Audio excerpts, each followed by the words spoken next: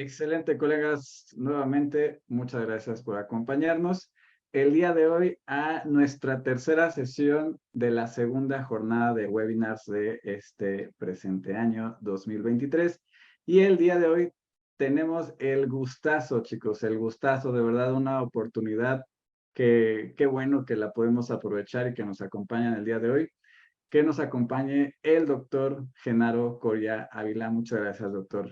Bienvenido y gracias por estar con nosotros. Chicos, les cuento rápidamente un poquito de su reseña curricular. El doctor Genaro Coria se recibió como médico veterinario zootecnista por la Universidad Veracruzana. Después realizó la maestría en neuroetología por la Universidad Veracruzana en Jalapa y posteriormente el doctorado en psicología experimental. Durante su maestría y doctorado se especializó en la investigación con modelos animales para conocer las bases cerebrales del comportamiento sexual y las emociones. Ha sido investigador invitado en el Departamento de Psicología de la Universidad de Ottawa, en el Hospital de Comportamiento Animal en la Universidad de Cornell, en Nueva York también. Ha dirigido tesis de licenciatura, maestría y doctorado. Ha editado 3 libros sobre temas de neurofisiología, animales y modelos en neurociencias y ha publicado más de 100 artículos científicos e impartido más de 100 conferencias sobre el cerebro sexual en México, Brasil, Estados Unidos y Canadá. Tiene, doctor, una trayectoria impresionante, chicos. Aprovechen esta sesión para resolver todas las dudas que les vengan al momento. Y bueno, doctor, este gran público y nuestros colegas, todos suyos, cámara, pantalla y micrófonos, muchas gracias por acompañarnos, doctor. Muchas gracias, Ismar. Te agradezco muchísimo la invitación que me hiciste y es un gran honor para mí poder participar hoy en este foro. Espero que lo que les pueda yo compartir sea, número uno, entretenido, que no sea muy aburrido, que sea algo útil y sobre todo que al final de esta charla podamos hacer una discusión quizá muy rica para que todos aprendamos de todos y sobre todo que generemos nuevas formas y pensamientos que beneficien de alguna u otra forma a los animales de todas las especies y en todas las formas como los usamos y compartimos hábitat con ellos. Este es un tema sin duda que a mí me apasiona, si los animales aman. Por supuesto que todos nosotros en algún momento hemos experimentado, o eso espero, hemos experimentado lo que significa amar a alguien. Entonces, cuando nos empezamos a preguntar si los animales aman, sin duda empezamos a crear una idea de ¿será que aman? ¿Será que es simplemente instinto? ¿Será que mi animal determinado de compañía me sigue solamente a través de mecanismos de aprendizaje asociativo y me sigue porque le doy de comer? ¿O veo que otras especies tienen algunas conductas que parecen ser antropomórficas y por lo tanto yo asumo que es así? Entonces, en esta charla lo que vamos a tratar de hacer es hacer una exploración sobre estos mecanismos de lo que implica y la posibilidad de que los animales amen o no amen. Entonces, ¿qué es lo que deberían ustedes esperar de esta charla? Número uno, a mí me gustaría, voy a tratar a lo largo de toda esta hora y media que voy a hablar, pues hacer una reflexión sobre lo que implica las emociones en los animales. Número dos, voy a tratar de dar algunas definiciones y conceptos que nos van a ayudar a entender más de lo que estamos hablando. Número tres, discusiones evolutivas de lo que implica la formación de vínculos afectivos. Y número cuatro, voy a hablar mucho de neurología conductual porque es lo que más me apasiona y lo que más me he especializado en estos últimos años. Voy a tratar de hacer esto un poco ameno. Si por ahí se me sale algún chiste malo, pues discúlpenlo, es con la intención de que no se aburran tanto. Bien, yo empezaría entonces con esta pregunta muy general. ¿Los animales aman o no aman? Lanzaba yo una pregunta hace unos días en Twitter y luego en Facebook, tratando de que la gente me retroalimentara qué es lo que piensan si los animales aman o no. Y me di cuenta de algo muy importante. Me di cuenta que no soy nada bueno para generar encuestas ni en Twitter ni en Facebook porque nadie me respondió. Hubo solamente tres personas que me contestaron. Por lo tanto, no supe, con esos números, no supe realmente qué es lo que mis seguidores piensan o la gente de Twitter piensa. Por supuesto que es un tema si nos ponemos a pensar en cómo ama un humano, pues algunos diríamos, bueno, es que amar significa eh, darlo todo, implica eh, perdonar, implica, etcétera, etcétera. Son muchísimas formas que cada uno de nosotros tendría de explicar lo que significa amar. Y si a esto mezclamos la filosofía, y si mezclamos la religión, y si mezclamos muchas de las cosas, o muchas de las áreas en las que el verbo amar pudiera explicar, entonces esto se hace extremadamente complejo. Yo empezaría respondiendo a esta pregunta de la manera más sencilla posible. Cuando los humanos nos preguntamos, ¿los animales aman? Me parece que sería algo similar a si los perros se juntaran y se preguntaran, oye, ¿los humanos huelen el mundo? Imaginémonos los perros, algunos como los sabuesos, tienen un olfato que puede ir de 10,000 a 100,000 veces más potente que el de los humanos. Muchísimos más receptores olfativos que los humanos. Hace un par de días que iba yo con mi perro caminando, yo no vi nada en el piso y de repente veo que él se detiene y con una insistencia olía y olía un pedazo de banqueta donde yo no veía ninguna mancha, ninguna secreción, absolutamente nada. Y estoy seguro que si el perro me pudiera hablar, quizá diría que no hueles lo que está aquí, es toda una historia de los que han pasado antes por aquí. Y lo mismo quizá nos pasaría si otros animales como los murciélagos se preguntaran, ¿los humanos escuchan? Cuando hablamos de que ellos pueden escuchar rangos de hasta 100,000 Hz comparado con el máximo de 20,000 Hz que escuchamos los seres humanos. Entonces, cuando hacemos preguntas como estas si los animales aman y las comparamos con estas otras preguntas y nos damos cuenta que nosotros sí olemos el mundo y sí escuchamos, pero nos damos cuenta que lo hacemos en un grado diferente a ellos. Entonces, probablemente algo sano que sería para empezar a discutir esto es que efectivamente los animales sí aman y aman en grados diferentes a lo que lo hacemos los humanos. Y lo que yo voy a tratar de hacer en esta charla es explicarles de qué se tratan esos grados y cómo es que se ha encontrado dónde y cómo ocurren lo que llamamos en los humanos amor. Entonces, aquí un poco de humor. Le preguntaba yo a ChatGPT hace un par de días, ¿qué es amar? Y se lo pregunté en 4 estilos diferentes. Primero le dije que me lo dijera en un estilo poético y me contestó que amar es el éxtasis de 2 almas que se entrelazan como estrellas en la inmensidad del cielo. Por supuesto que viendo este tipo de respuesta de lo que pudiera ser amar en un estilo romántico, pues ni siquiera estoy seguro si otros humanos son capaces de amar, porque habría que explicar qué es el éxtasis de 2 almas, ¿no? Y cómo se entrelazan en las estrellas, en la inmensidad del cielo. Entonces, depende cómo ponga uno el concepto, es que uno puede o no aterrizar de manera objetiva para explicar que algo ocurre o no en los animales. Después le pregunté que me dijera al estilo Bad Bunny cómo es. Y me dice, ChatGPT, amar es un perreo intenso, sin miedo al compromiso, dejándonos llevar por la química que nos envuelve. Y un poco por chistoso que pareciera de cómo lo diría Bad Bunny, empezamos a darle lógica a lo que significa amar, porque dice, amar es un perreo, habría que definir qué quiere decir con perreo, pero yo imagino perreo como pues puede ser un baile, por supuesto, pero yo me lo imagino como una búsqueda, un contacto, las ganas de estar, motivación y deseo, y sin miedo al compromiso, que sería algo importante, ganas de estar juntos, dejándose llevar por la química.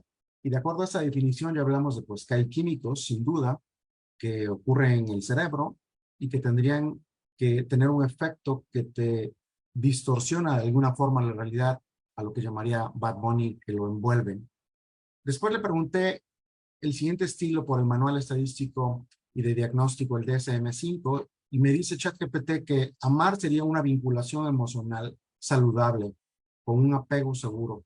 Entonces empezamos a darle más forma. Sin duda, amar significa algo relacionado a los vínculos afectivos, a emociones, a sentimientos, por supuesto, a pensamientos, de una forma de apego seguro, lo que implica tener confianza de que es recíproco y de que si uno de alguna forma genera algún llamado a ese otro ente con el que tiene un vínculo, de alguna forma va a responder y que uno tiene la seguridad de que va a haber cierta estabilidad emocional, comprensión, apoyo hacia el otro.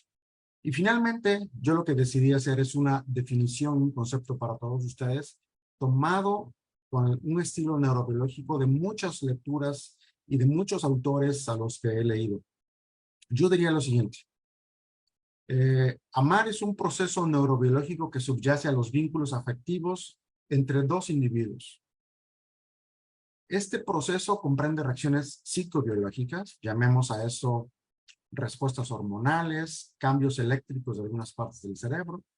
También incluye emociones, y cuando hablamos de emociones significan estados afectivos que se sienten bien o que se sienten mal. Sentimientos, por supuesto, que implicaría una extensión y una capacidad diferente de las emociones donde se juega con el pasado y el futuro. Es decir, esta capacidad de seguir rumiando un estado afectivo y seguirlo pensando a pesar de que el estímulo original que lo desencadenó ya no esté. Pensamientos, sin duda, pensamientos que llevan al individuo a desear bien, a proteger al otro individuo, y que todo este conjunto de procesos, emociones, sentimientos, pensamientos, resultan en conductas de selectividad. Y ahí lo resalto porque sin duda los vínculos afectivos se caracterizan por la selectividad hacia alguien. Selectividad para pasar tiempo, a pesar de que haya más opciones. Y esto es importante porque cuando no hay opciones, ¿cómo puede uno estar seguro de que el individuo, aquel con el que uno quiera saber si hay un vínculo afectivo, realmente quiere quedarse o no, cuando no hay una opción? Sin duda, los vínculos afectivos facilitan la reproducción, facilitan el cuidado y la protección de los recursos compartidos, llevan a desplegar conductas de resguardo y de pareja, acercamientos que garanticen la supervivencia y el bienestar de las crías, y algo al final que también recalco mucho, que es que la pérdida de un vínculo produce distrés. Aquí vamos a ir desglosando cómo es que se ha ido encontrando evidencia de que cuando un individuo ama o cuando un individuo tiene un vínculo afectivo, la característica principal no solamente es ir y buscar a ese alguien o ir y querer estar con ese alguien y sentir emociones. Eso pudiera de alguna forma simplemente reducirse en deseo. Una de las características principales cuando hay un vínculo afectivo es que cuando te quitan a ese alguien, se produce distrés en los individuos. Y mucha evidencia neurobiológica en los animales muestra que así ocurre también en los animales. Entonces, a lo largo de esta charla, pues vamos a discutir ese tipo de evidencia. Si ya quedamos entonces que amar es el sustrato que subyace, el sustrato neurológico que subyace a los vínculos afectivos, entonces estas preguntas me parecen pertinentes. ¿Todas las especies forman vínculos afectivos? Aquí les pongo un árbol de la vida en forma de caricatura, tratando de imaginarnos todos los millones de especies que existen y si realmente todas las especies son sociales. La respuesta pues obvio que es no, no todas las especies son tan sociales, o a lo mejor algunas son muy sociales y otras son muy pocas sociales. La pregunta es, ¿formar vínculos afectivos con una pareja o con un individuo en particular le sirve a todas las especies? Quizá la respuesta es no, no a todas. Y la otra es, ¿qué tipos de vínculos sabemos que existen que podríamos formar correlatos u homologías en los animales que nos ayuden a entender esta gran pregunta de si los animales realmente aman o no aman? Entonces, entendiendo la idea de los vínculos afectivos, pues por aquí podríamos empezar. ¿Acaso todas forman vínculos? Sí, ¿cómo lo sabríamos? Y podríamos empezar a dilucidar la evidencia. Y aquí yo les pongo, pues en la historia, pues que existe desde hace unos 500 millones de años, algunas especies como la medusa, pues que ya cuenta con la unidad funcional que es la neurona, y con la que hoy en la actualidad estamos aquí hoy nosotros preguntándonos si otras especies aman o no. Entonces, toda esta evolución de las especies que ha llevado a utilizar las neuronas, a formar neurocircuitos y después a formar complejos de muchísimas de millones de neuronas para formar lo que llamamos sistemas afectivos, es lo que nos lleva finalmente a aterrizar cuáles especies y cuáles no tendrían la capacidad de experimentar estados afectivos positivos o negativos, que serían correlatos de lo que llamamos amar. Empezaría entonces, pues, por supuesto, haciendo una introspección de lo que sucede en los seres humanos. ¿Qué tipos de vínculos afectivos, sociales, existen en los humanos? Y que los podríamos discutir, pues, porque nos consta como especie que los tienen. Y a partir de esto podríamos empezar a discutir si existen en otras especies. Número uno, yo pondría aquí con una flecha muy grande en verde la relación o el vínculo afectivo de madre a cría. Sin duda, todos estarán de acuerdo en que la funcionalidad de un vínculo afectivo entre la madre y la cría es básico en sobrevivencia. Una cría, sobre todo las de tipo altricial, aquellas que nacen inmaduras, no pueden valerse por sí mismas y se necesita que haya un sistema neurobiológico en el cerebro de ella para que cuando esta cría chille en el momento en el que nace, ella sienta una angustia y unas ganas inmensas de ir a acudir a donde está esta cría que está chillando, que está vocalizando, y pegársela al cuerpo, darle calor, pegársela a los senos, darle de comer, etc. Tiene una función extremadamente vital y funcional.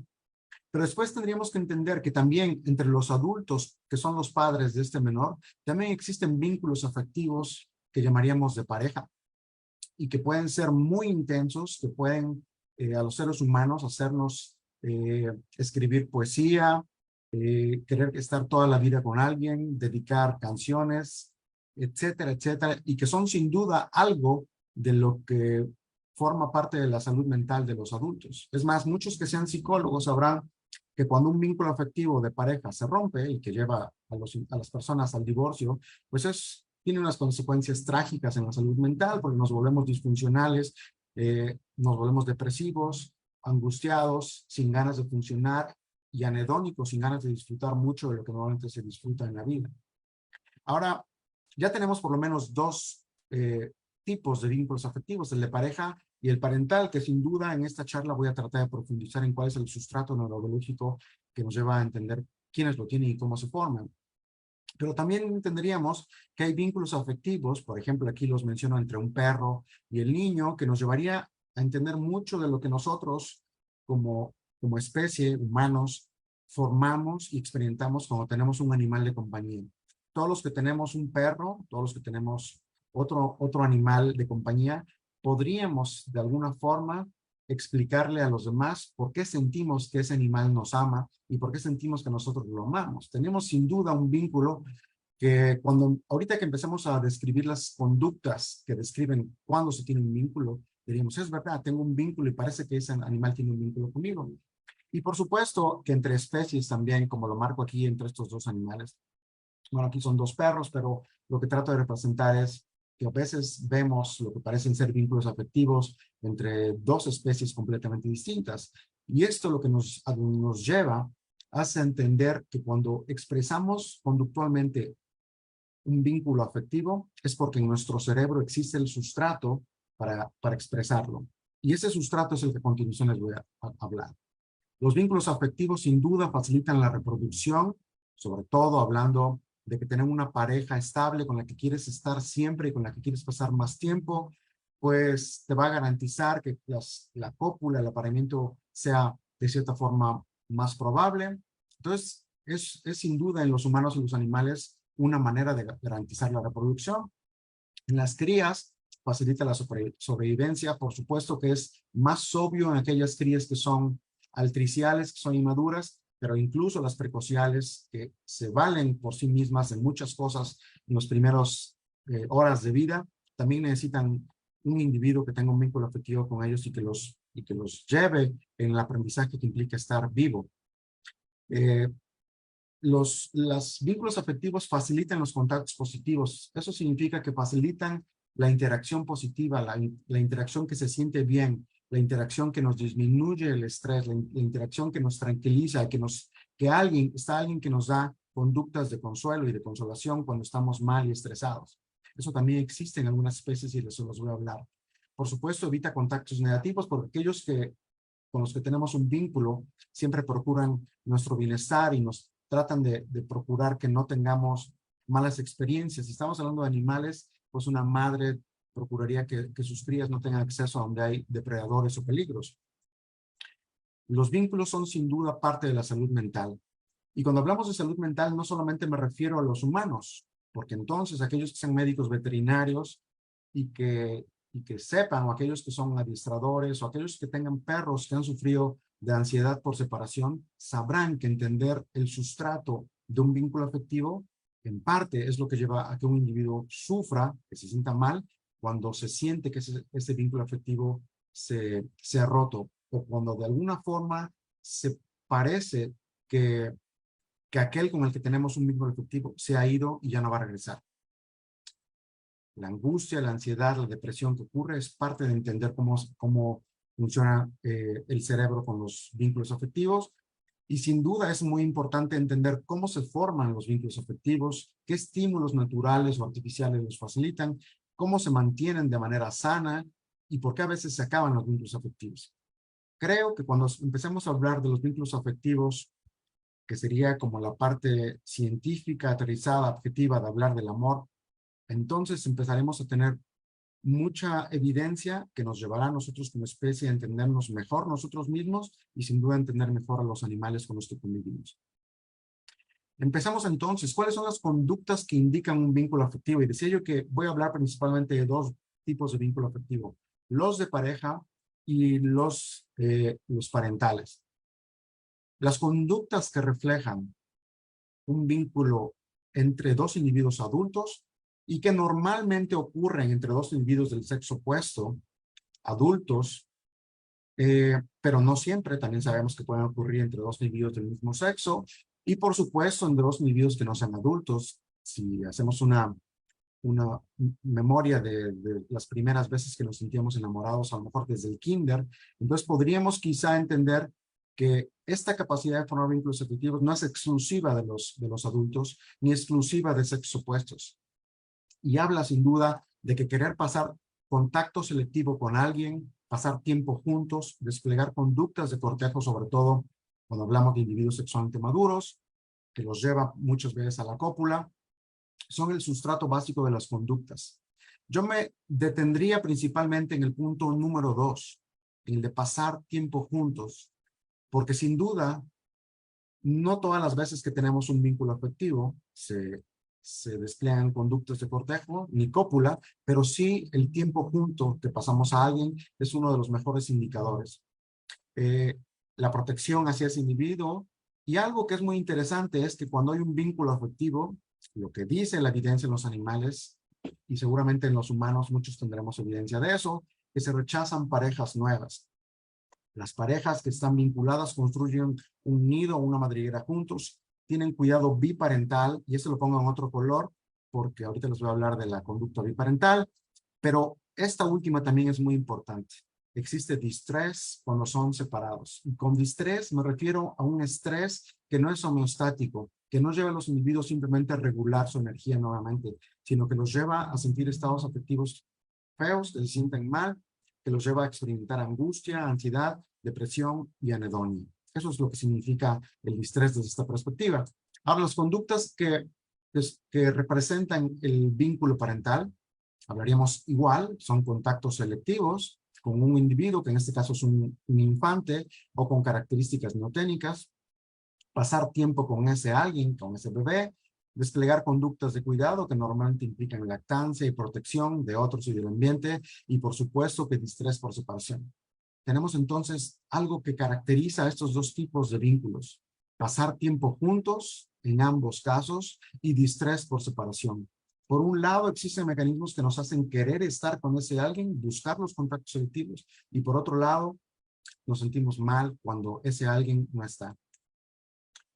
Cuando vemos videos como estos, que ya estamos hablando entonces de qué es lo que veríamos en los humanos, pues vemos contactos selectivos, relaciones selectivas, que implica pasar más tiempo juntos, desplegar conductos de cuidado y, por supuesto, distrés cuando son separados. Aquellos que sean mamás y llevaron por primera vez a sus hijos al kinder, pues sabrán que lo que se siente haberlo dejado por primera vez. Y cuando hacemos este correlato conductual en otras especies, sobre todo de primates, pues vemos que es muy parecido. Y tendríamos entonces que preguntarnos qué diferencia hay con esas otras especies que se salen, que no comparten necesariamente el filum, la clase, el orden, la familia, el género o la especie, pero que comparten estas características de conductas en que hay contactos selectivos, se pasa tiempo juntos y se desplegan conductos de cuidado. Y que cuando se separan, parece haber características de angustia o de distrés. Y esta característica de sentir feo cuando te quitan a la cría es algo que sobre todo en la zootecnia debería hacernos pensar en cómo tratamos a las madres y a las crías al separarlos con fines zootécnicos o con fines de shows o con fines, etcétera. Al final podemos hacer una reflexión de eso sin duda. Bien, pareciera entonces, cuando vemos estos videos y cuando hablo de que la diferencia entre los vínculos afectivos de las especies, pues parece que radican en la exclusividad y en la duración.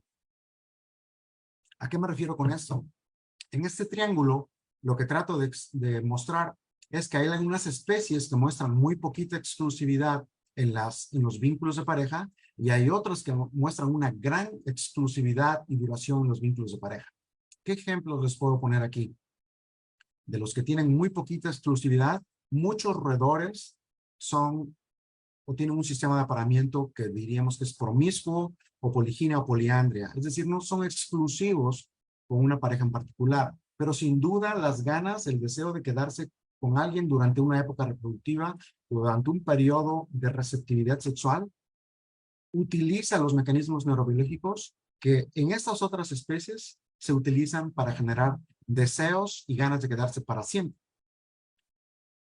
La diferencia, ahorita se las voy a explicar en un momento. Y aquí en este otro extremo tenemos a algunos roedores como los prairie voles, los Microtus ocrogaster, que se han estudiado muchísimo para tratar de dilucidar las bases neurales de los vínculos afectivos, que es una especie totalmente monógama, que ahorita les voy a hablar un poco más de él. Los humanos tendríamos que pensar dónde caemos en este continuum, si caemos en los poco exclusivos o extremadamente exclusivos con nuestra pareja. La realidad es que tendríamos que aceptar que habemos de todo en la especie humana.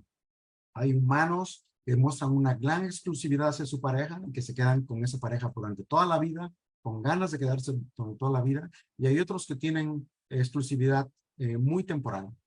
Lo mismo podríamos hablar del vínculo parental. Hay especies como los conejos que tienen muy breves periodos de contacto con sus crías, aproximadamente 5 minutos cada día.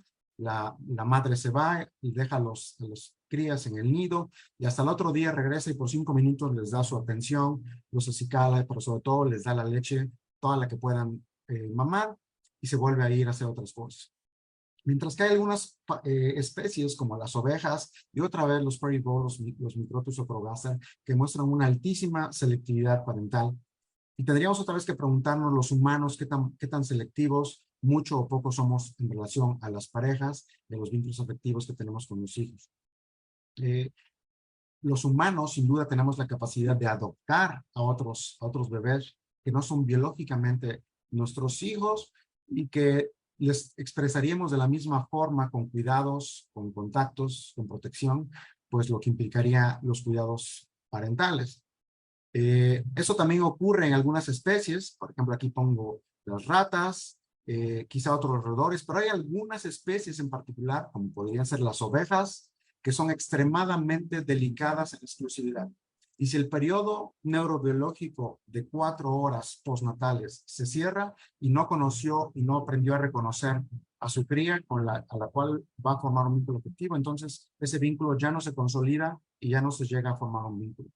La capacidad de expresar entonces vínculos hacia otros individuos depende mucho de cómo los reconozcas y qué tan estricto sea el sistema neurológico para reconocer a las crías. Y esto también nos lleva a pensar entonces en esto. ¿Qué pasa con los vínculos afectivos que existen entre especies, entre humanos y sus perros, entre humanos y sus gatos?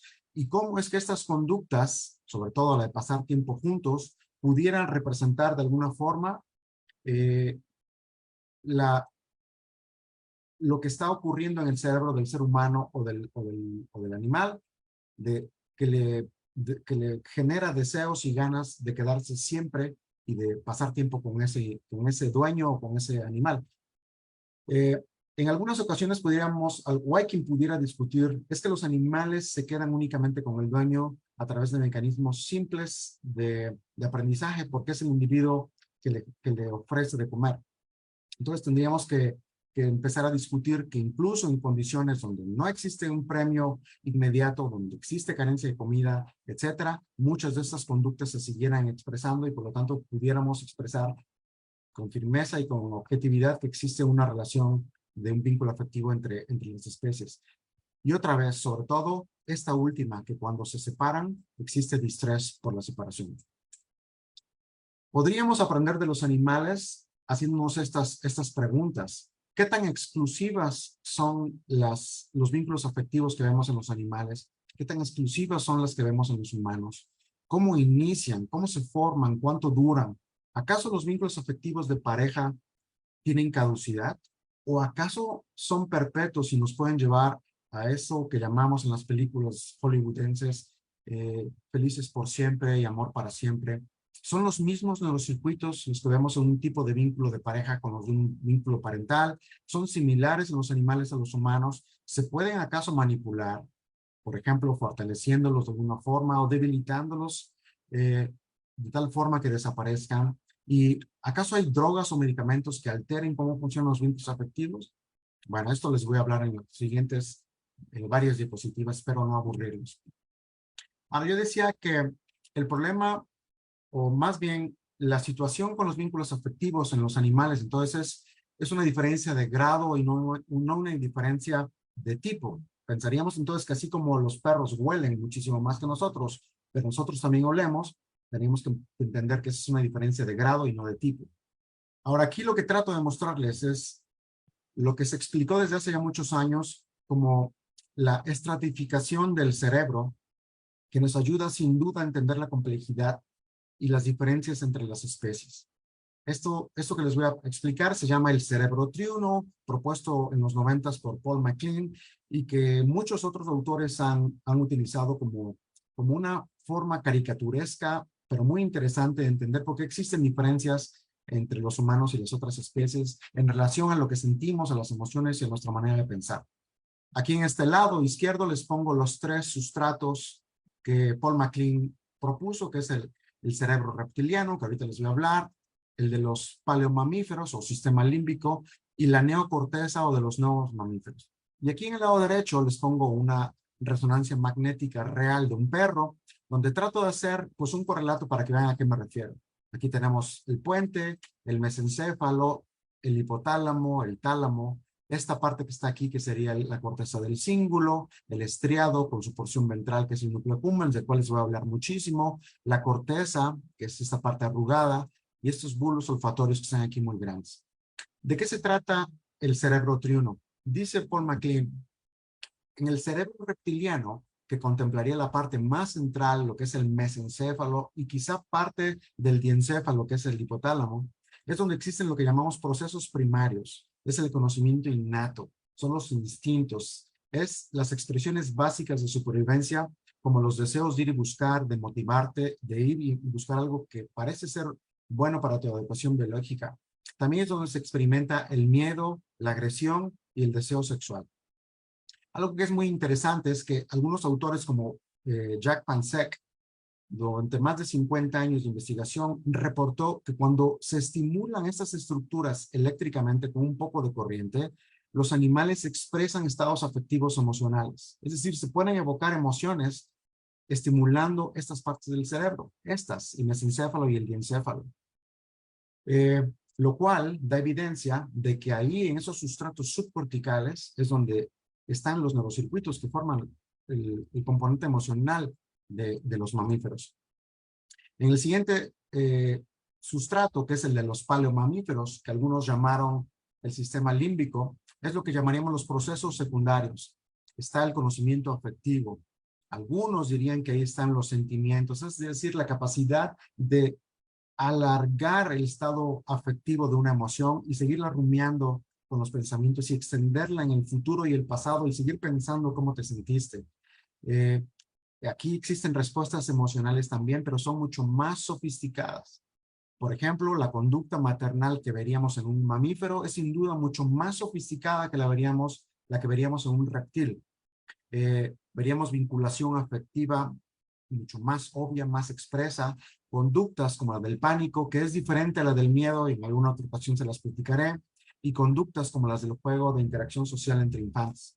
Jack Pansek en algún momento retaba a su audiencia a decir, les garantizo que nunca nadie ha visto a un reptil jugar, porque las características del juego implican tener el sustrato cerebral de estas estructuras, las cuales son extremadamente diferentes en los reptiles. Por lo tanto, a ustedes que son una audiencia bastante involucrada en la observación animal, les diría, si algún día ven a un reptil jugar y cumple con los requisitos del juego, regístrenlo y compártanlo, de preferencia en forma de una publicación, porque es algo que en teoría no ocurre. Ahora, cuando estas estructuras se estimulan eléctricamente, también se evocan emociones. Lo más interesante es que en la neocorteza, que es esta estructura arrugada que está al final, es lo que llamamos los procesos terciarios, donde ocurre el conocimiento declarativo que nos hace a los humanos ser capaces de irnos al pasado y acordarnos qué desayunamos ayer, con quién estuvimos en el cine hace una semana, cómo me sentí cuando me terminó mi novia hace 10 años, cómo me sentí cuando mi mamá me trataba de cierta forma cuando yo era niño. Es decir, esos procesos terciarios que ocurren en la corteza se refieren a la capacidad del sistema cerebral de ir y buscar en las memorias declarativas para poder darle lógica al presente y poder predecir de una manera más adecuada el futuro. Una de las características quizá más importantes de lo que diferencia el cerebro de los humanos con otras especies es esta capacidad de rumiar los pensamientos, los sentimientos y jugar con esta información que tenemos hacia el pasado y hacia el futuro. Los psicólogos estarán de acuerdo que uno de los principales problemas que tenemos los humanos es exactamente ese, que a veces sobrepensamos qué es lo que va a pasar en el futuro y a veces sobrepensamos cómo nos fue en el pasado.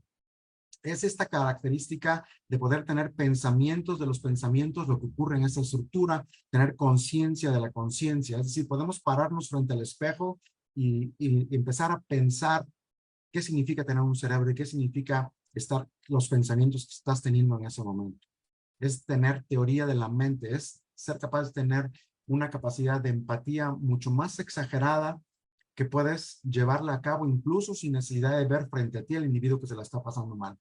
Pero algo interesante es que la estimulación eléctrica de estas regiones de la corteza no evocan emociones.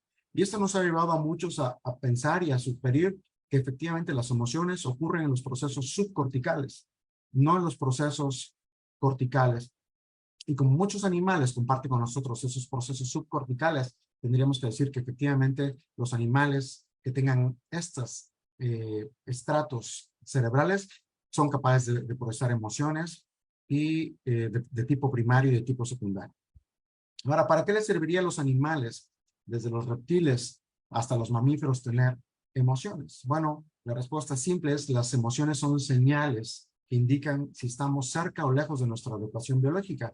Para aquellos que son biólogos, la palabra adecuación biológica es muy conocida, pero para aquellos que no sean biólogos, sabrán que adecuación biológica significa procurar la reproducción exitosa para tener mucha descendencia y evitar que algo te dañe o te mate para poder quedarte vivo lo más tiempo posible y tener descendencia fuerte y exitosa reproductivamente. Eso es lo que es la adecuación biológica.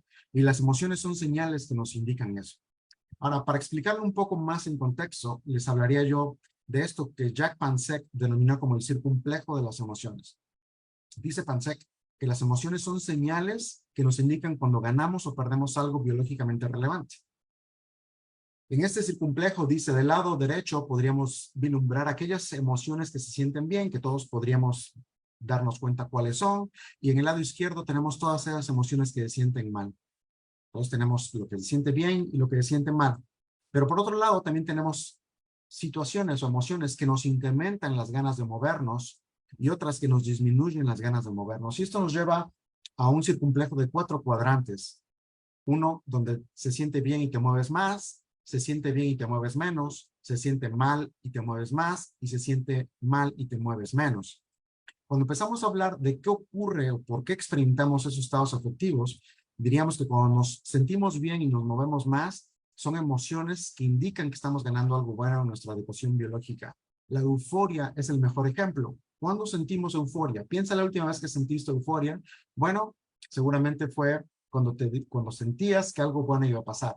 la chica que te gusta te dijo que sí iba a aceptar la cita contigo, o si eras un niño, era el 5 de enero en la noche y sabías que el otro día venían los Reyes, o si tenías mucha hambre, sabías que ya venía en camino la comida que pediste. Si eres becario con la CID, sabes que te iban a depositar tu beca. Si tantas cosas que pueden generar euforia en nosotros, que si hacemos una reflexión, efectivamente ocurren antes de que ocurren. Es decir, el estado de euforia normalmente ocurre cuando lo predecimos que va a pasar o cuando está ocurriendo exactamente en ese momento. Pero después de que ocurre la euforia, después de que obtuvimos eso que tanto deseamos, empezamos a experimentar una sensación que se siente bien y dejamos de movernos tanto.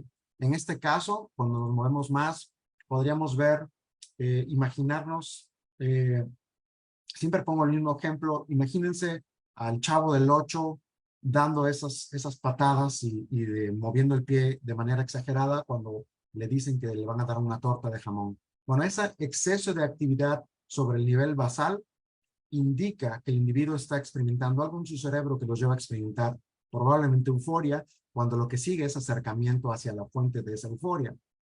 Eh, por el contrario, cuando los individuos se mueven menos, pero se acercan a esa fuente, pero sin tanta actividad motora, podríamos decir que está experimentando un estado positivo del cuadrante inferior derecho. Normalmente esto es cuando sentimos analgesia, cuando dejamos de sentir miedo, dejamos de sentir ansiedad, dejamos de sentir hambre, o cuando no tenemos necesidad del sexo. Normalmente en un proceso de motivación o de las conductas motivadas normal, todos pasamos primero por esta parte de deseo para después pasar por esta fase de obtención de lo que deseamos, y entre desear y obtener se nos pasa mucho del tiempo de lo que llamamos me la estoy pasando muy bien.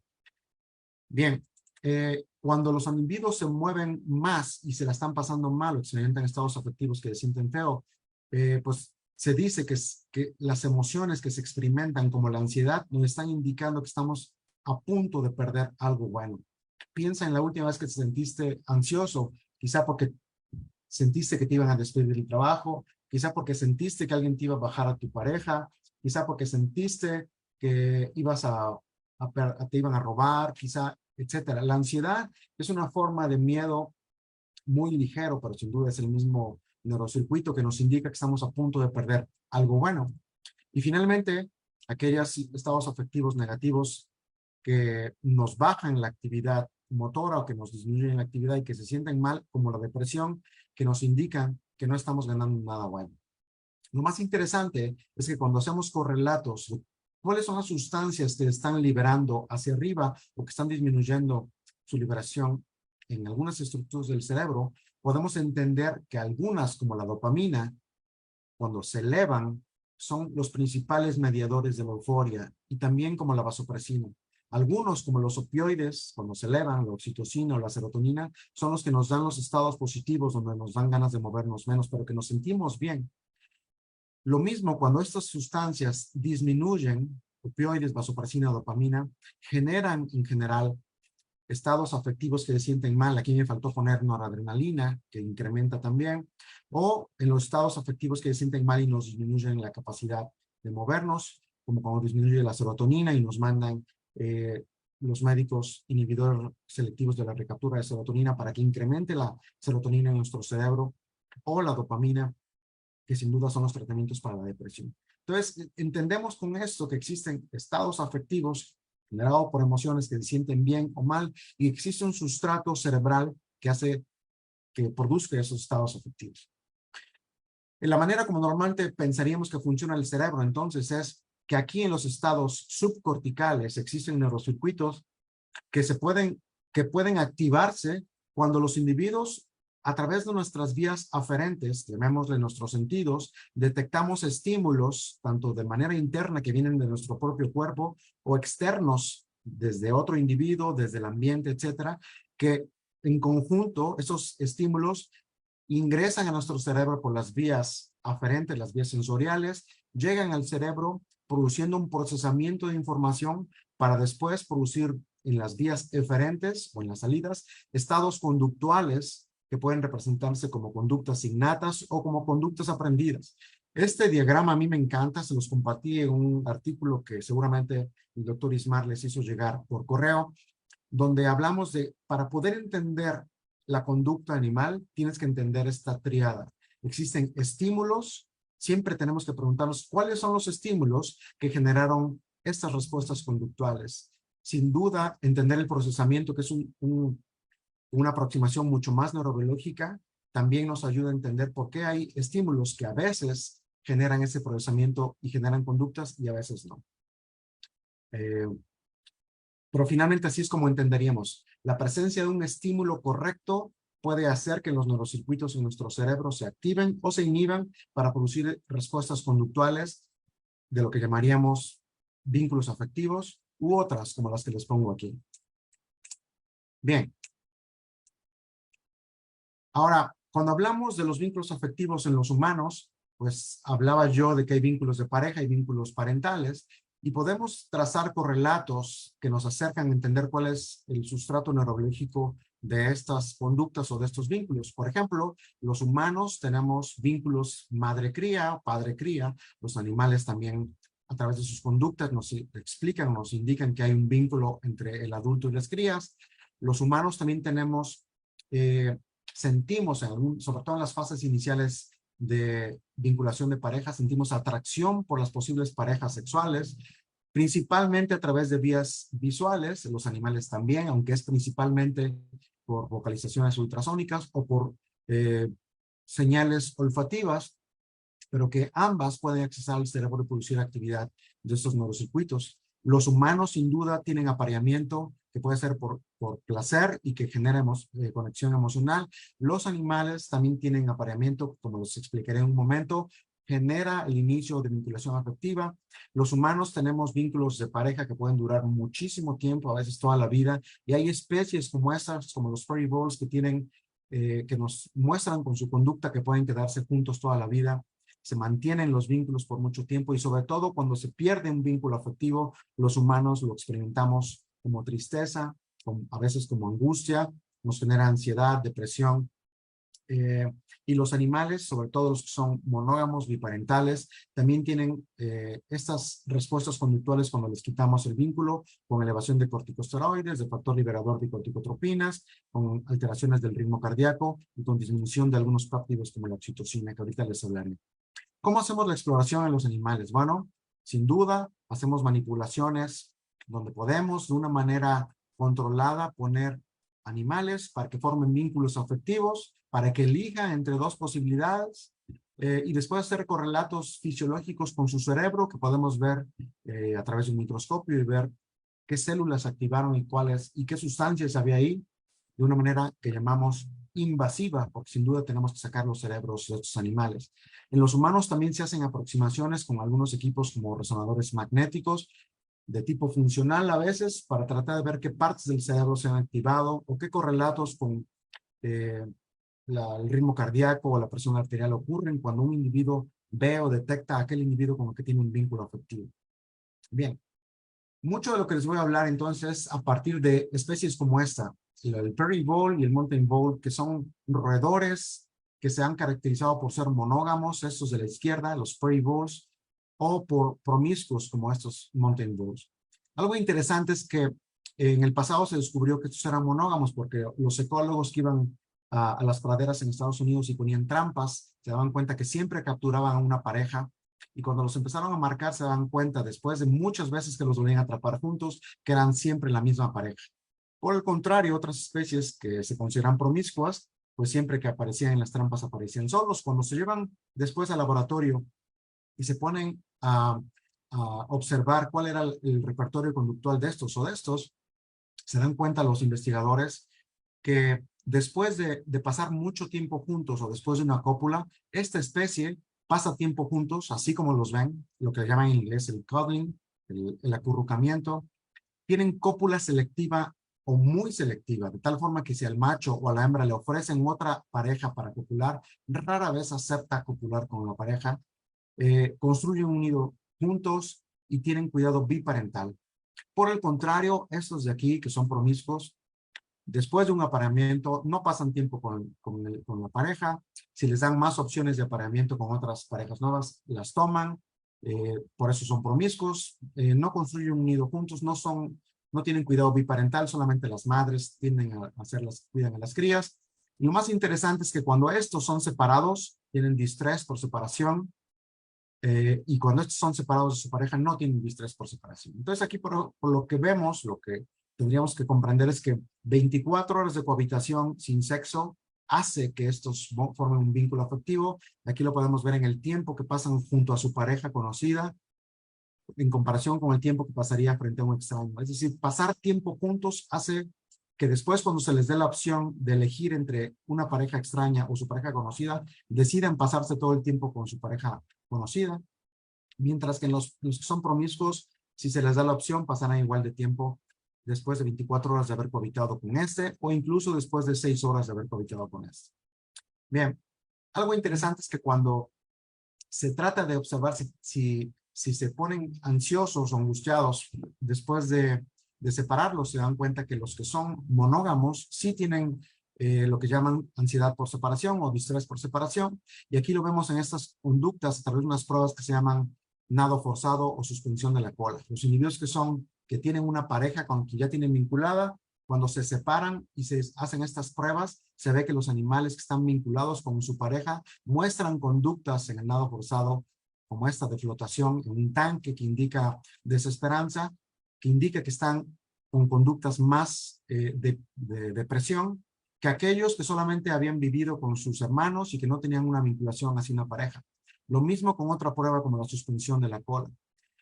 ¿Qué significa esto? Bueno, pues que al separar a un animal monógamo de su pareja, se le generan en el cerebro estados afectivos que se sienten mal y que hacen que se muevan menos, que son correlatos con la depresión y con la angustia. Algo interesante es que cuando estos mismos animales monógamos se separan y pasan por este proceso de angustia y de distrés, aunque pasen 30 días de separación, cuando los vuelven a regresar, siguen prefiriendo en estas pruebas de preferencia a su pareja original con la que ya tenían un vínculo y no a una pareja nueva. ¿Qué significa esto? Que algunas especies, cuando forman un vínculo afectivo con la pareja, puede durar muchísimo tiempo. Claro que 30 días para un humano pudiera no sonar mucho, pero en la vida de un roedor, 30 días seguramente implica muchísimo más tiempo y nos hace pensar cuál sería el equivalente en los humanos en el que si se separaran de aquel individuo con el que tienes un vínculo afectivo, ¿cuánto tiempo tardaría sin verse en que algo ocurriera en el cerebro para que se disolviera el vínculo afectivo? Ahora, lo interesante es que cuando los monógamos copulan, forman un vínculo afectivo, pero cuando los promiscuos copulan, no forman un vínculo afectivo. Y esto que les muestro aquí es lo que ocurre en el cerebro con los niveles de dopamina en una estructura que se llama núcleo accumbens. Cuando los individuos copulan, tanto en los monógamos como en los promiscuos, se eleva la dopamina. Una de las teorías de hace mucho tiempo era que los monógamos eran monógamos porque si la dopamina era un neurotransmisor involucrado en el placer, entonces ellos sentían mucho más placer y bienestar de haber copulado con su pareja y por lo tanto se quedaban con ellos o con la pareja, comparada con los promiscuos, con los no monógamos, que seguramente tendrían menos niveles de dopamina. La respuesta es que no. Tanto los monógamos como los no monógamos tienen altos niveles de dopamina cuando copulan, lo que implica un alto deseo y una alta capacidad de desear ese momento. Lo mismo ocurre cuando una madre es separada de sus crías, los niveles de dopamina se elevan, lo cual es el sustrato que subyace al alto deseo de volver a estar o de que algo ocurra. Si volvemos al complejo de las emociones, es el sustrato de dopamina el que te lleva a experimentar la euforia y el deseo de que algo bueno va a pasar, en este caso de cópula y en este caso de estar con las crías. Ahora, ¿qué es lo que ocurre entonces en un animal monógamo? ¿Por qué se hace monógamo? Bueno, porque existen sustancias que son diferentes en el cerebro de ese animal monógamo, no sustancias, perdón, sustratos moleculares que son diferentes y que hacen que en uno sí ocurra una vinculación que hace clic con la pareja y en los promiscuos no. Aquí les explico en este gráfico en particular, estamos viendo que después de 6 horas de cohabitación sin sexo, los animales no muestran preferencia por una pareja con la que convivieron las 6 horas. Aquí lo podemos ver, es exactamente lo mismo. Sin embargo, cuando los animales copulan por 24 horas, sí forman una preferencia por la pareja con la que cohabitaron por 24 horas, o también si tienen sexo durante 6 horas. Algo que se encontró es que cuando cohabitan por 6 horas, que normalmente no produciría una vinculación afectiva, si son inyectados con una sustancia agonista que se parece mucho a la dopamina, en una dosis baja, sí forman una preferencia. Es decir, darles un poquito de actividad con apomorfina, que activa los receptores de 1 y de 2, facilita que se haga un clic en el cerebro de los animales y quieran estar con esa pareja con la que estuvieron, a pesar de que no copularon con ella y que estuvieron un tiempo corto. Lo interesante fue que cuando le subían la dosis de apomorfina ya no se formaban esos vínculos. Y eso llevó a los investigadores a entender que la apomorfina en dosis altas activa los receptores de 1 y los receptores de 2. En dosis bajas actúas principalmente sobre los receptores de 2 y no sobre los receptores de 1. Cuando después de manera particular se inyectó un agonista D2 como el quinpirole, en un tiempo de cohabitación pequeño durante el cual no ocurría el apareamiento, se dieron cuenta que con un poco de ayuda activando los receptores de 2, sí se formaban los vínculos afectivos hacia esa pareja con la que se cohabitó. Aquí tenemos en amarillo y en rojo cómo se verían los receptores D2 en un estriado de un animal monógamo y cómo se verían los receptores de 1. ¿Qué significa? Que los animales monógamos tienen más receptores de tipo D2 que receptores de 1. Y aquí lo que vemos es que después de que copulan los animales monógamos, incrementa la concentración de dopamina en su cerebro. Ahora, esa dopamina lo que hace es pegarse a estos receptores tipo D2, que son los que abundan en ese cerebro. Ahora, ¿qué es lo que se encontró? Los animales que no se aparean o que no copulan, pues no se eleva la dopamina y por lo tanto 6 horas sin cópula no son suficientes. Algo interesante es que los animales que son permitidos la cópula forman su vínculo afectivo, como está aquí, como ya lo había dicho. Si se les da un antagonista del receptor D1, siguen formando vínculo afectivo. ¿Qué significa? Que si tú bloqueas los receptores D1, que son estos, entonces no pasa nada, el vínculo se sigue formando, pero si tú bloqueas los receptores de 2 con este antagonista de 2, entonces los vínculos ya no se forman. ¿Qué quiere decir? Que necesitamos los receptores tipo D2 en el cerebro para poder formar vínculos afectivos después del sexo. Ahora, entonces, ¿para qué están los receptores de 1? Aquí vemos en esta estructura que es el núcleo accumbens que existen mucho más receptores tipo D1 en los animales que ya tienen un vínculo afectivo por 2 semanas. Es decir, volviendo a la historia, necesitas los receptores de 2 para formar un vínculo afectivo. Pero una vez que ya tienes el vínculo afectivo, empiezas a producir más receptores tipo D1. ¿Con qué objetivo? Bueno, pues con el objetivo de poner un candado y ya no volver a formar un vínculo afectivo con nadie más. Y eso es muy interesante porque entonces tenemos que primero necesitas un tipo de receptor para formarlo y luego el otro tipo de receptor para evitar que se formen más vínculos afectivos. ¿Cuál es el modelo de Sun-Shan Wan?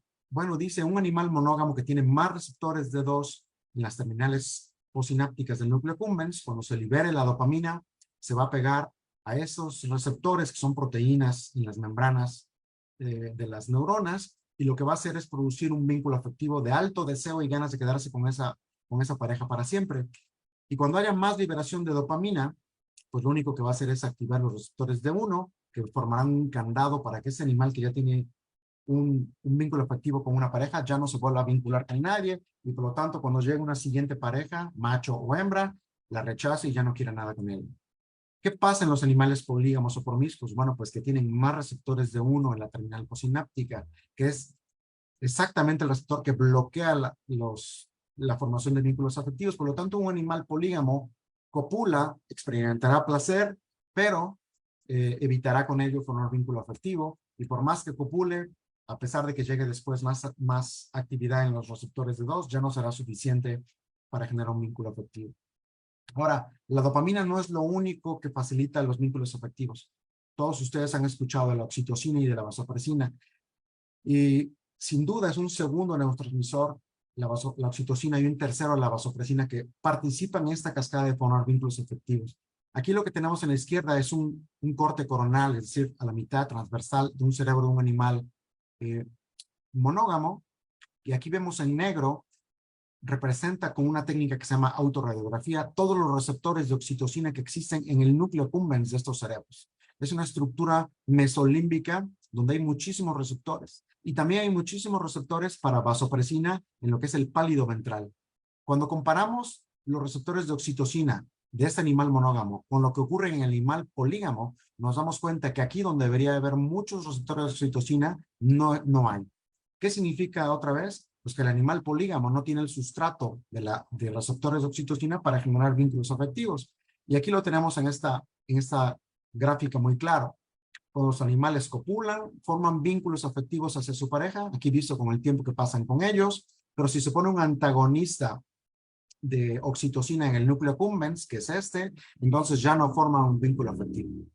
Si se pone en otras estructuras, como la corteza parafrontal, tampoco se forma un vínculo afectivo. Por aquí, si se dan cuenta, también hay un nivel de oscuridad bastante intenso que representa muchos receptores de oxitocina en la corteza de los animales, pero si se pone en otras, como el caudado putamen, entonces sigue siendo capaz de formar un vínculo.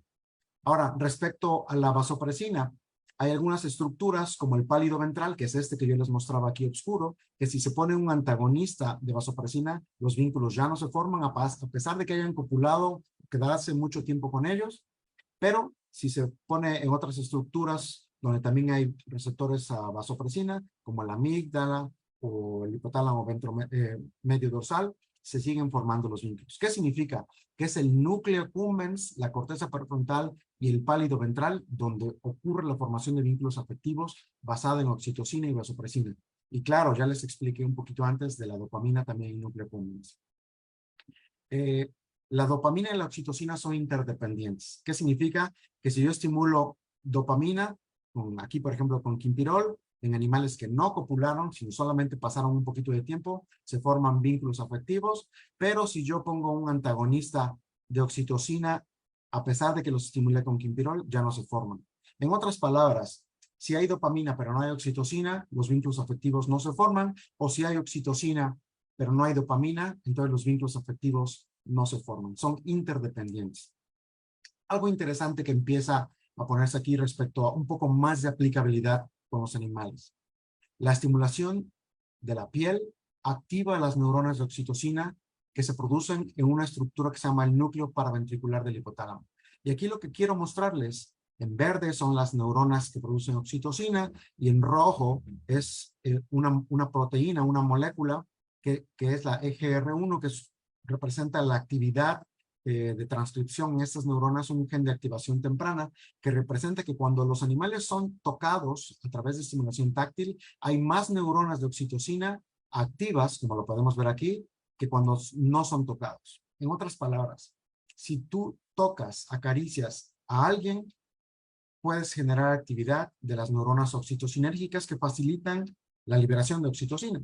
Entonces empezamos a tener lógica por qué acariciar a alguien, ya sea humano u otro animal, puede facilitar la formación de vínculos afectivos. Algo interesante también es que el contacto físico, estar con alguien que tiene un vínculo afectivo reduce el estrés sin duda. Y el estrés, para aquellos que han estudiado un poco esto, pues sabrán que existen moléculas como el factor liberador de corticotropinas, que es parte de la cascada hipotálamo hipófisis adrenal, que cuando se activa, pues genera actividad que culmina con liberación de cortisol o con corticosterona y nos hace que estemos más estresados.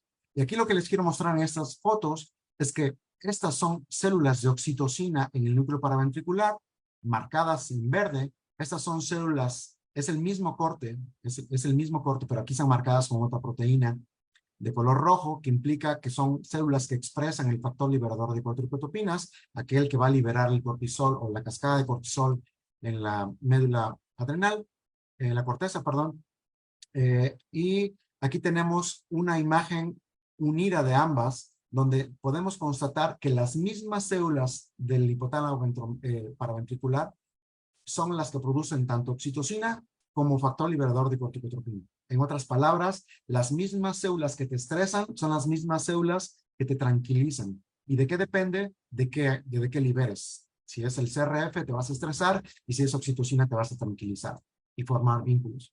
Hay estudios muy interesantes recientes donde se le da oxitocina intranasal a los perros y se dan cuenta los investigadores que modula la percepción social y genera atención dirigida dependiendo del estado emocional del humano. Aquí, por ejemplo, vemos que un animal que recibió oxitocina en la nariz, se sabe que la oxitocina puede absorberse a través de las fibras del sistema olfativo, de las fibras olfativas que llegan a la mucosa de la nariz. Se puede absorber una parte y por lo tanto puede tener un efecto a nivel del cerebro muy diferente a que si la oxitocina se inyecta. Se sabe que si se inyecta no puede cruzar la barrera hematoencefálica en más del 1% y por lo tanto el efecto es mínimo. Pero aquí lo que vemos es que los animales que recibieron oxitocina, los perros, se enfocan ahora más en los ojos y en la boca. Los autores de este trabajo tratan de discutir la idea de que la oxitocina hace que el perro se muestre más enfocado en aquellos rasgos de los humanos que generan señales emocionales. Mientras que si los rasgos que le muestran al perro son de una persona enojada, el perro tiende a mirar más hacia otros lados y no enfocarse en los ojos ni en la boca. Si ustedes hacen el experimento con sus perros, la siguiente vez que estén frente a ellos, véanlos a los ojos y pongan caras felices y vean cómo es más probable que el perro les aguante la mirada a los ojos que cuando ustedes hacen frunce en el ceño y tienen cara de enojado. Los perros de cierta forma son capaces de detectar estas señales en nuestro rostro y la oxitocina juega un papel en ello.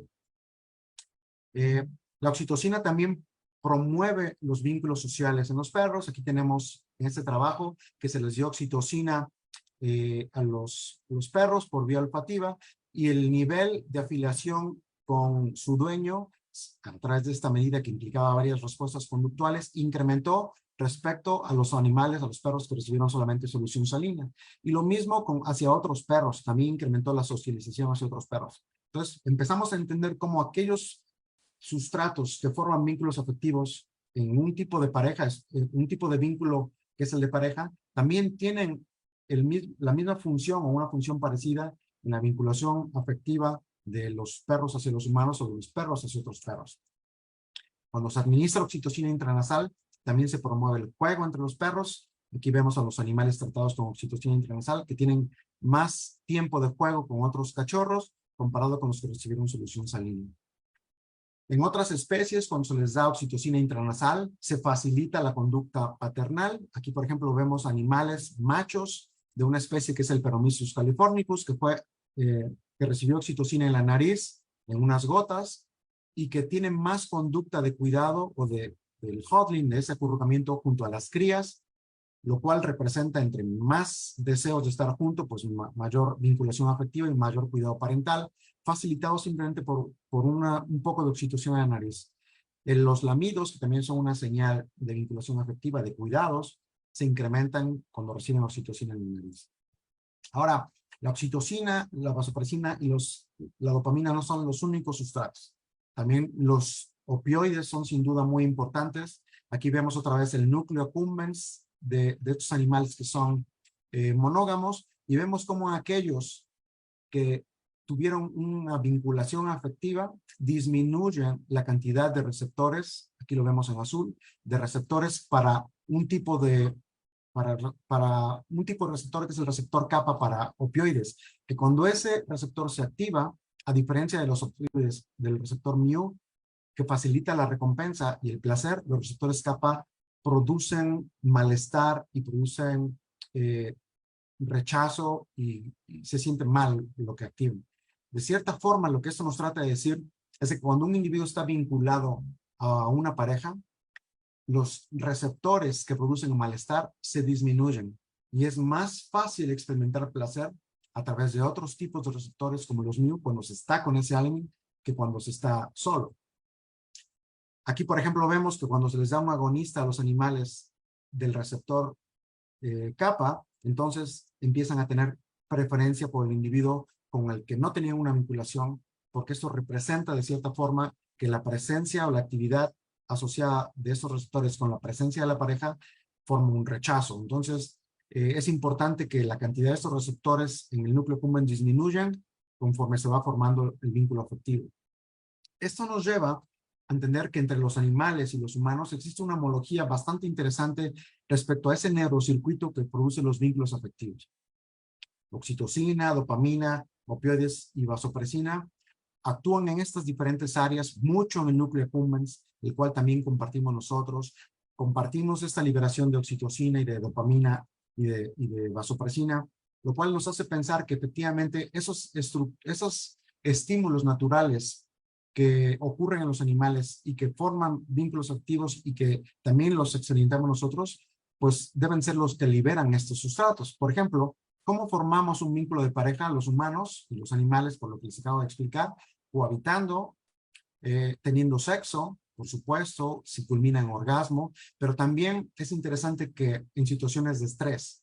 Herb de Vries mostró hace muchos años que cuando los animales monógamos son estresados y luego se les acaba el estrés y se ponen a cohabitar con alguien, con una pareja, forman un vínculo afectivo con esa pareja. Los humanos también tendemos a formar vínculos afectivos de pareja con alguien con quien experimentamos alto estrés, y eso le llamamos el síndrome de Estocolmo. Es decir, que aquellas personas con las que vinculamos que tuvimos una situación angustiante o de estrés serán personas con las que sea altamente probable que formemos un vínculo afectivo. ¿Cómo formamos vínculos parentales? Bueno, sin duda con la cohabitación con las crías. No necesita ser nuestra cría biológica para formar vínculo afectivo parental con ellas. Con solamente cohabitar el tiempo suficiente, todos nos daremos cuenta que formamos vínculos con un infante. Ocurre también en las especies incluso promiscuas. El parto sin duda es un catalizador. La distensión vaginocervical actúa sobre nervios como hipogástrico y pélvico, que genera actividad en estos núcleos cerebrales que producen oxitocina y vasopresina, y que va a sensibilizar el sistema para formar un vínculo afectivo con aquel individuo con el que se acaba de tener la asociación de que esta gran estimulación ocurrió.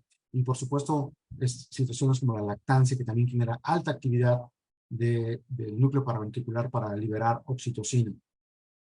Es un correlato neural que les quiero mostrar, que habla de cómo con resonancia magnética funcional en los humanos también se puede detectar que hay las mismas estructuras, estas en las cortezas, pero incluso a nivel subcortical, estructuras muy similares que se activan cuando formamos vínculos afectivos y que nos muestran la imagen de ese individuo en el resonador. Hay algunas que se activan, como las subcorticales, muchas son el núcleo accumbens, el hipotálamo, que es el sustrato subcortical donde se genera lo que les acabo de explicar en los prey voles, en los animales monógamos, y otras estructuras que se inactivan, sobre todo la corteza prefrontal. Esto ha sido muy interesante porque pareciera entonces que tener un vínculo afectivo con alguien requiere que unas estructuras se activen para que tengamos ganas de estar con ese alguien, actividad selectiva, y por otro lado, tengamos inactividad en otras que nos hagan ser menos críticos.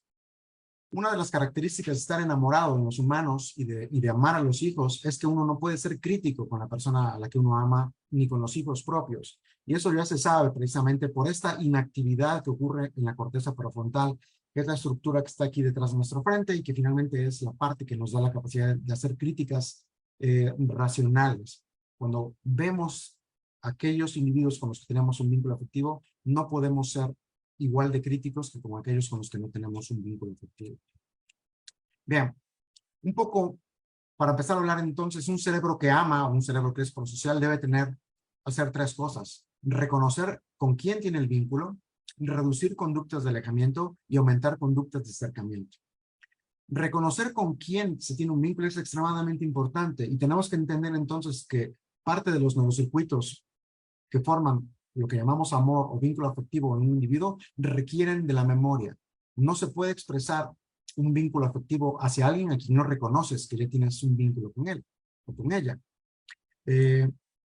Por otro lado, aparte de que tienes que reconocer con quién, y que de hecho este es el principal problema en especies como las ovejas o las cabras, que si no reconocen a la cría como suya, no le van a expresar su vínculo afectivo, y que en ventanas tan cortas como 4 horas posparto, si la madre no tuvo contacto con la cría, no será capaz de reconocer con quién es esa cría y por qué debe de dejarlo que tenga acercamientos con ella. Reducir conductas de alejamiento que producen ansiedad o miedo, y aumentar aquellas conductas que representan motivación. En general, el cerebro funciona entonces con esta diagrama de Venn. Tenemos estructuras que nos ayudan a reconocer con quién, estructuras que nos ayudan a inhibir alejamientos o inhibir los miedos, y otras que nos motivan. ¿Cuáles son las que nos ayudan a reconocer con quién? Principalmente la amígdala medial, el núcleo base de la estrella terminal, la corteza prefrontal, el hipocampo, la amígdala cortical y la corteza del cíngulo. La actividad que ocurre en estas estructuras del cerebro ayuda a que las madres reconozcan a sus crías y ayuda a que el amante reconozca a su ser amado. Sin estas estructuras y sobre todo con esta oxitocina y dopamina donde hay receptores aquí, entonces no puede haber un reconocimiento y por lo tanto no se expresa. Hay situaciones como el parto o el sexo que aumentan la liberación de dopamina y oxitocina y que por lo tanto ayudan a vincular o a cristalizar al reconocer con quién estás en ese momento. Había un escritor en el siglo XIX que se llamaba Henry Vail, conocido como Stendhal, que escribió un libro que se llamaba De l'amour en francés, y que él decía, imagínense, en los 1800 ya decía, si tú no quieres enamorarte de tu amante, no te quedes acostado con ella después de tener sexo. Y lo que trataba de decir de una manera muy empírica, ahora tiene sentido porque después de tener sexo, o después de un parto, o después de que hay este tipo de estímulos naturales, hay una gran liberación de estos péptidos y de estas aminas que generan actividad en estructuras que formarán memoria y que ayudarán a reconocer que ese individuo es especial, con lo cual hay que reconocer en el futuro. Otras estructuras que inhiben el miedo y la ansiedad y que ocurren mucho, sobre todo en las primeras etapas cuando uno conoce a alguien, esa neofobia que podemos ver en una madre que no reconoce a sus críos o en un individuo que tiene miedo de acercarse a una posible pareja, pues depende de la amígdala basolateral, donde también hay oxitocina, también depende de la amígdala medial, donde también hay oxitocina y vasopresina. Y finalmente, las estructuras que forman motivación, pues que representan mucho el área preóptica, la amígdala, el núcleo accumbens, del cual sale mucho, con sus múltiples receptores de 1, de 2, de oxitocina y dopamina. Y que en conjunto estos representan el sustrato que existiría en los humanos y en muchos animales sociales que requieren de los vínculos afectivos porque les es útil en su adecuación reproductiva, en su adecuación biológica.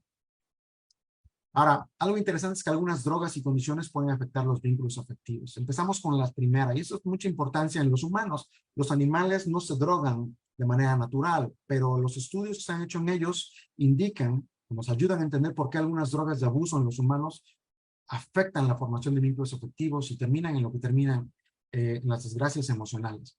Las anfetaminas u otras drogas de tipo dopaminérgico como la cocaína, las anfetaminas, el metilfenidato, etcétera, el cristal, etcétera, lo que hacen es activar principalmente los receptores tipo D1.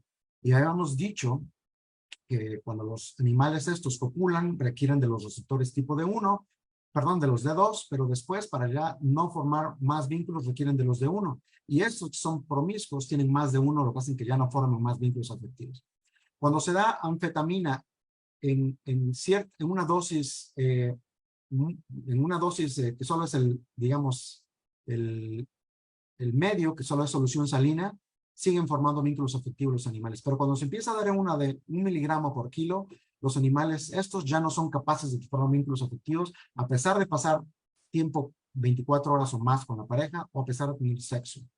¿Qué representa esto? Que activar los receptores dopaminérgicos, sobre todo los de uno con drogas de abuso, va a afectar la capacidad de formar vínculos afectivos en los humanos. Ahí les va otra. Los opioides. Los opioides que se activan principalmente con sustratos que imitan a la morfina, a los opioides endógenos, como la heroína, la codeína, el fentanilo, lo que hacen es imitar en el cerebro la capacidad de experimentar placer o recompensa por un vínculo social. Y aquí en este trabajo de Pansek de los 70s, lo que hizo fue medir, aquí lo que tenemos una escala de cuántas veces vocalizaba un cachorrito después de ser separado por su madre. Ustedes que han visto un perrito joven ser separado de su manada, de su madre, se darán cuenta que en un lapso de tantos minutos pueden vocalizar muchas veces lo que llamamos vocalizaciones de distrés o de angustia. Pero si Pansek le daba morfina y le iba subiendo la dosis, se dieron cuenta que en dosis incluso que no eran analgésicas y que no producían somnolencia, cada vez que subía la dosis, los animales dejaban de vocalizar más. Y lo que Pansek interpretó en esa ocasión es que cuando estamos con alguien con quien tenemos un vínculo afectivo, este contacto de cuerpo a cuerpo, el acicalamiento, el estar cerca de ese alguien, nos ayuda a liberar opioides y que actúan sobre los receptores tipo mu que facilitan la recompensa y el placer, y es lo que nos hace sentirnos muy bien. Y cuando los damos de manera artificial, como en este caso, pues entonces el cerebro empieza a pensar que la señal sea satisfecho, la señal de la necesidad de tener un vínculo social, y por lo tanto es normal ver que un individuo que consume opioides, que tiene alta actividad de opioides, no sea interesado en vocalizar, que sería una de las medidas de expresar pánico o la necesidad de estar con la madre en este caso. En otras especies también ocurre esas vocalizaciones por estrés de aislamiento en aves. Y lo que vemos es cuántas veces vocaliza un ave cuando se aleja de su madre y que deja de vocalizar cuando se le da morfina en una dosis pequeña que no produce anestesia ni sedación. Pero cuando se le da un antagonista de opioides como la naloxona, vuelve otra vez a incrementar sus vocalizaciones de distrés. Otra vez los opioides generando una señal falsa en el caso de que sean drogas de abuso, porque normalmente se activan con el contacto social. Y este me pareció muy interesante, es un trabajo extremadamente nuevo, me parece que tiene un mes de haber salido o menos, donde muestran estos autores, Kenkel y colaboradores, que cuando en este modelo de prey ball de los animales monógamos, cuando nacen por cesárea, que lo vemos acá como CS, son incapaces en la edad adulta de formar vínculos afectivos con su pareja. Como nacen por parto vaginal normal, sí, en la edad adulta se lo logran, pero lo interesante es que si nacen por cesárea y se les da una inyección de oxitocina, entonces en la edad adulta pueden formar vinculación afectiva, tanto las hembras como en los machos. ¿Qué pudiera sugerir eso? Que cuando un individuo nace por cesárea, seguramente no recibe de su madre la estimulación que la madre daría al pasar por el canal vaginal, quizá este estrujamiento del cuerpo, tanto para la madre como para la cría, quizá la manera como ella los lame después, que también es diferente, eso no lo reportan, pero sin duda el contacto físico al que se les restringe a los animales que nacen por cesárea puede afectar la vinculación afectiva en la edad adulta. Y esto nos tendría que llevar a pensar en qué animales son después adoptados y llevados a los hogares para formar vínculos afectivos con las personas, y si eso está o no afectando. Para aquellos que sean etólogos clínicos, una buena pregunta sería llegar a saber si en aquellos individuos que son, que tienen dificultad para formar vínculos afectivos o que tienen ansiedad por separación, si son individuos que nacieron por cesárea o algo relacionado al parto fue diferente.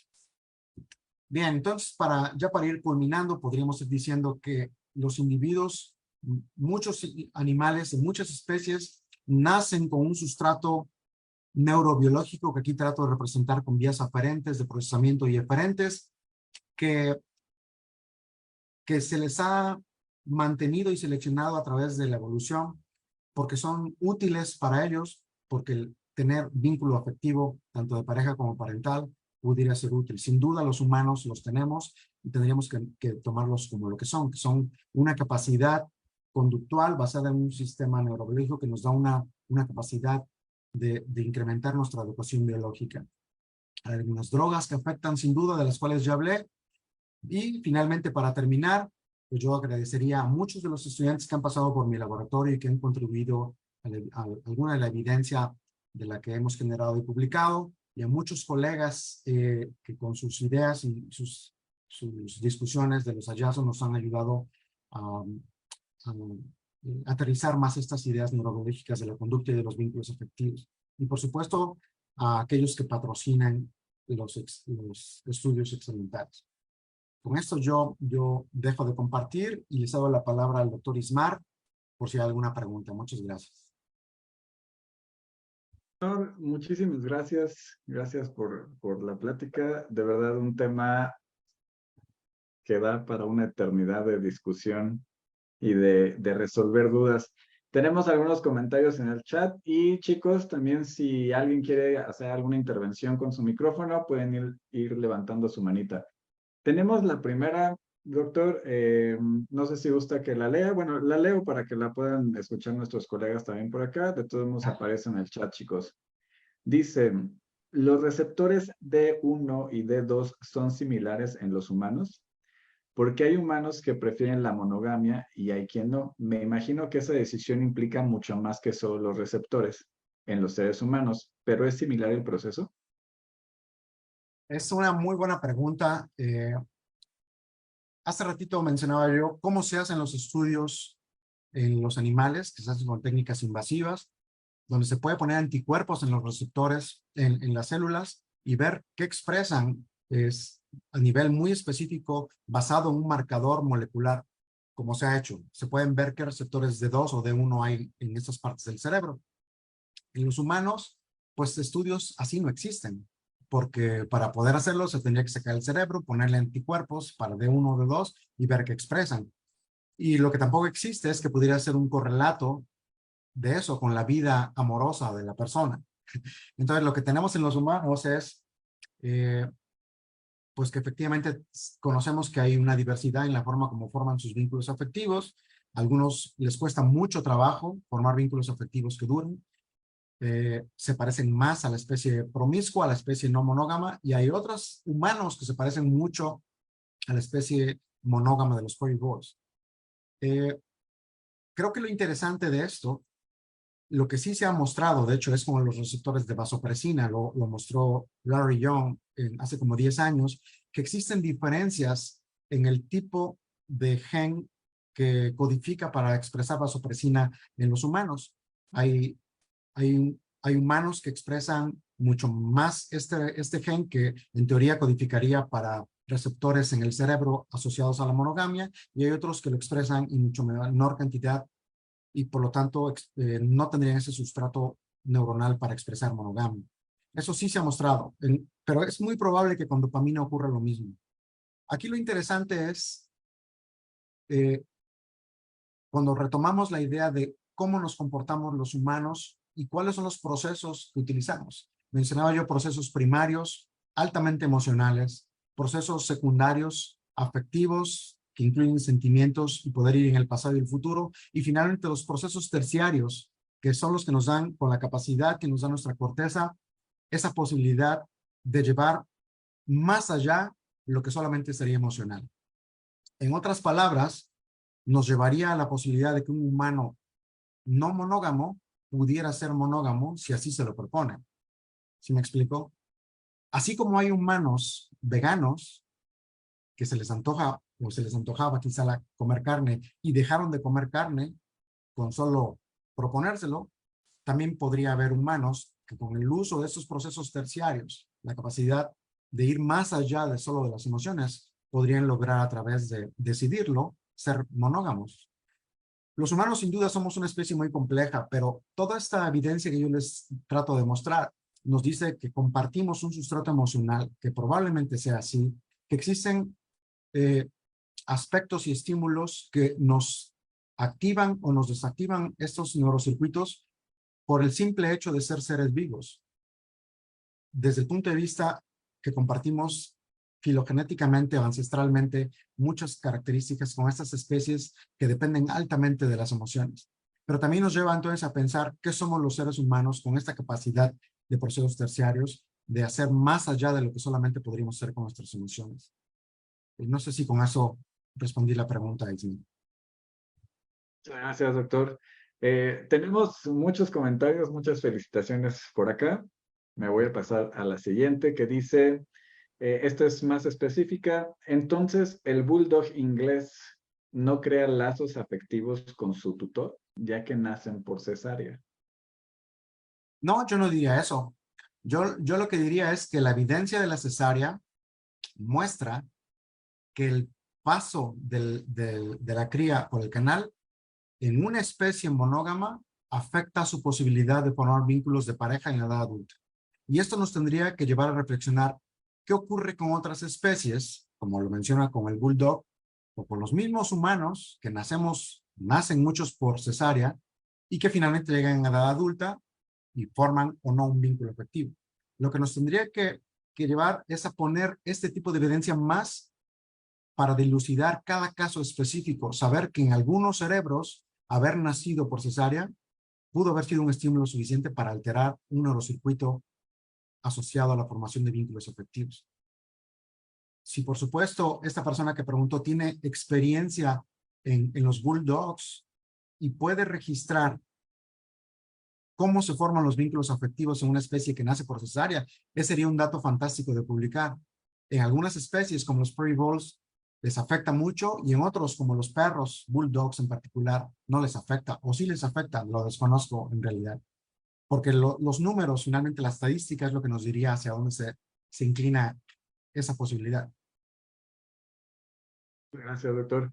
Más felicitaciones por aquí en el chat. Y la siguiente pregunta dice, ¿se ha estudiado la relación entre los receptores de oxitocina o dopamina y los receptores cannabinoides? ¿Y cómo podría influenciar un cannabinoide en la relación afectiva? Qué buena pregunta. Los endocannabinoides, estoy seguro que juegan un papel importantísimo en la formación de vínculos afectivos. No se han estudiado mucho los endocannabinoides en la formación, pero sí hay que considerar cómo se estimularon esos cannabinoides o esos receptores a cannabinoides y en qué cantidad. Al principio hablaba yo de un buen ejemplo. Cuando se utiliza apomorfina, que es un agonista de dopamina general, en una dosis chiquita facilita, pero cuando se incrementa la dosis, afecta. Entonces, lo que nos tendría que llevar a pensar esto es que hay sustancias recreativas. La marihuana es una que actúa principalmente activando los receptores cannabinoides, que quizá para algunos con experiencias propias, vivencias, les haría llevar a creer que formaron vínculo afectivo con alguien con quien convivieron o estuvieron bajo ese estado. Pero probablemente a otros les ocurre exactamente lo opuesto. ¿Por qué? Porque depende de cuántos se activó esos receptores, cuántos tenías y cuántos se activaron. Volviendo a esa idea de que hay curvas muy invertidas, un poquito activa, pero si te pasas, vuelves a caer del otro lado de la curva y se afectan las posibles respuestas conductuales o neurobiológicas. De manera experimental, no conozco ningún dato que haya trabajado con animales monógamos, pero estoy seguro de que sí, es solo cuestión de que se hagan los estudios para demostrar que tienen un papel muy importante los endocannabinoides. Gracias, doctor. Seguimos aquí en el chat. Tenemos pues bastantes preguntas todavía. Me voy a pasar con la siguiente, que dice Daniel Rodríguez. Hace algún tiempo tomé un curso en el que se hablaba de que el condicionamiento conductual mal realizado apelaba a la liberación de dopamina y que eso generaba daños en el sistema límbico. ¿Qué tan cierta es esa afirmación? Ok. El condicionamiento o el aprendizaje asociativo, que puede ser pavloviano o instrumental, siempre requiere que el cerebro de un individuo genere una asociación entre un estímulo y otro estímulo. A veces es la recompensa que le vas a dar, a veces es la respuesta misma que el individuo con su conducta está haciendo. Pero se necesita asociación, se necesita que haya lógica y que el cerebro diga el estímulo tal genera tal predicción. Y para poder hacer eso en el cerebro necesitamos dopamina. Un cerebro que no tiene dopamina no puede generar asociaciones. De hecho, antes se creía que la dopamina era el neurotransmisor del placer. En la actualidad sabemos que no es así. Es el neurotransmisor del deseo, de la causalidad, de la asociación y de la predicción. Cuando tú entrenas a un perro, estás jugando con su dopamina. Lo que haces es que su dopamina suba y baje dependiendo de qué capacidad de predecir has jugado en tus asociaciones con la recompensa que le das. La dopamina siempre es importante y puede subir cuando experimentas o cuando estás prediciendo que algo bueno va a pasar, pero también puede subir cuando predices que algo malo va a pasar, porque es el neurotransmisor de la predicción, en otras palabras. Entonces, un poco resumiendo, lo que quiero decir es que no, no es la dopamina la responsable de las consecuencias negativas en un mal aprendizaje, un mal condicionamiento, pero sin duda el problema de un mal condicionamiento es generar incertidumbre, ¿no? Cuando hay incertidumbre y no se puede predecir de manera clara qué es lo que debe hacer el animal o qué es lo que va a pasar, entonces este sistema de hipotálamo hipófisis adrenal se activa y pues terminamos con altos niveles de corticosterona, cortisol, activando el eje del estrés, ¿no? Pero no es la dopamina como tal, sino es la incertidumbre dada por una mala asociación. Gracias, doctor. Tengo una siguiente pregunta y creo que, bueno, me gusta para dar cierre o ir cerrando ya esta sesión, que dice, ¿se podría decir que el perro podría amar diferente de acuerdo a su especie?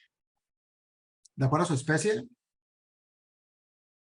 Sí, sin duda. Esa sería mi postura final. Muchos animales forman vínculos afectivos, les son útiles, tanto entre interespecie, es decir, dentro de sus mismos congéneres de la especie, tanto como con otras especies como nosotros. Nosotros somos para ellos el estímulo suficiente para formar un vínculo que va más allá de solo obtener comida y asociaciones muy simples. Sin duda, los animales generan vínculos afectivos y lo podemos ver en sus conductas. Esa descripción que hacía yo de pasar más tiempo, contactos selectivos, etcétera, los animales nos eligen al dueño. Y cuando el dueño se va, pues vemos muchas de esas conductas que los etólogos clínicos ven, que es la angustia porque se fue con aquel con el que tenías una vinculación afectiva. Entonces, en respuesta, sí, los animales tienen en su propio grado la capacidad de formar vínculos afectivos con nosotros. Gracias, doctor. Para mí, una excelente forma de dar cierre a esta sesión con esta pregunta que nos compartieron. Y bueno, pues también su respuesta muy ad hoc a lo que nos gusta escuchar y todo este mundo de información que hay en las neurociencias. Doctor, hay muchísimas felicitaciones. Ya lo están invitando a 2, 3 charlas, una tras otra, y seguramente tendrá una agenda bastante saturada en los próximos meses. Ahí ya más adelante, pues esperamos estar en comunicación para ver qué otros proyectos y qué otras charlas pues tendremos el honor de contar con su compañía, doctor. Muchas gracias. Y bueno, pues también para ya la última etapa de esta sesión y finalmente cerrar, me gustaría hacer esta lectura y entrega simbólica de la constancia de participación que dice el Instituto de Formación y Capacitación para el Bienestar Animal. Otorga la presente constancia al doctor Genaro Coria Ávila por su participación como ponente en la segunda jornada de webinars INCABA con el tema Los animales que aman, Ciudad de México, 20 de julio del 2023. Doctor, muchísimas gracias por esta sesión. Doctor Ismar, te agradezco mucho, le agradezco mucho a la audiencia, su atención, las preguntas. Si me permites, nada, dejo mi correo electrónico por si me quieren contactar. Es g de gato, coria, todo junto, gcoria@v.mx de Universidad de Veracruz. Estoy para servirles y fue un placer poder compartir con todos ustedes, Ismar. Muchas gracias, doctor. Chicos, la sesión queda grabada en nuestras redes sociales. Posteriormente la estaremos subiendo también a YouTube. Y bueno, pues para quienes vayan a solicitar constancia, todavía lo pueden hacer. Nos pueden mandar un correo o un WhatsApp. Y bueno, pues chicos, muchísimas gracias también por su asistencia, por su compañía. Siempre lo digo, estos eventos son para ustedes. Sin ustedes, pues no lo lograríamos. Y evidentemente, pues sin la compañía de nuestros ponentes, pues tampoco, ¿verdad? Muchísimas gracias, chicos. Que pasen excelente noche y excelente fin de semana que estás cerca. Bye, bye. Bye.